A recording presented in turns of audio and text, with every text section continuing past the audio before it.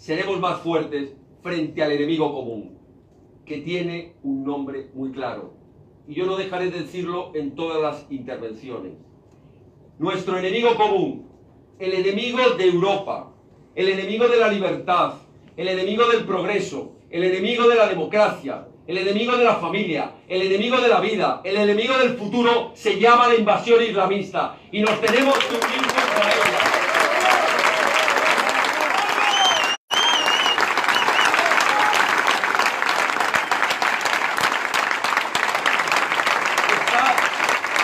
Está en juego lo que entendemos o lo que conocemos como la civilización.